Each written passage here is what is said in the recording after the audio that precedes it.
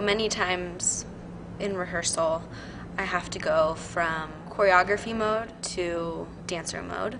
I have to be able to see it as an audience member, but also be in the piece itself. A lot of times in rehearsal, I'll go from a state of watching Emily and seeing how I perceive it. Right away I have to change into the dancer mode and be in it. And it can be really challenging to live between the two, because I often don't get to see things that I wish I saw.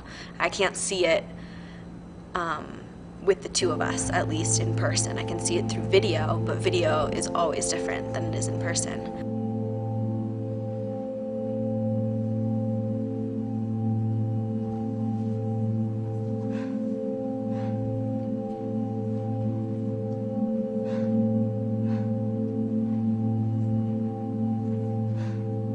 As a dancer, of course, it's important to think about how it looks from the outside, or else why would you be showing it to people?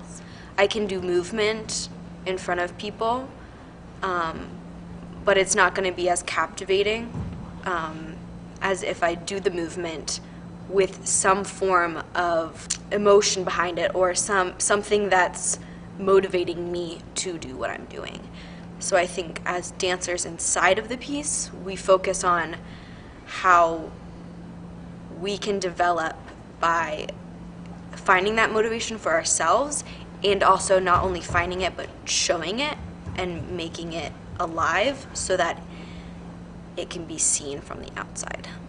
In recreating this piece with Emily, it was really helpful to have Allison, an original dancer in the piece, come in and help us. When we are recreating it, we know from the start it's not going to be the same piece. We're two different dancers, we have different bodies, we move differently.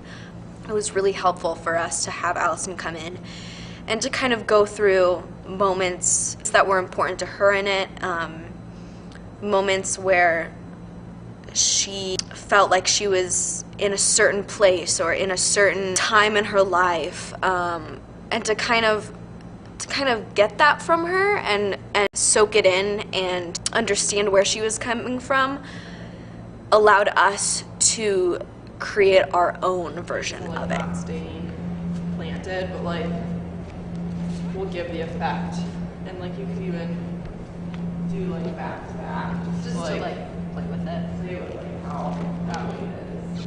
Even though I really wanted to focus on movement itself before anything else. We would play with music in rehearsal, just to get a sense of inspiration.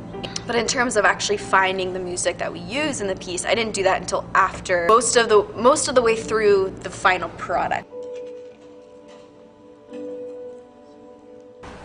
Large portion was silence, and this is because I was influenced by how the dancers in rehearsal would make noise when they were dancing, and it was so real when they were lifting each other and throwing each other, and how they would breathe. And I feel like, to me, this piece is real. It's about real people, and I want it to be real.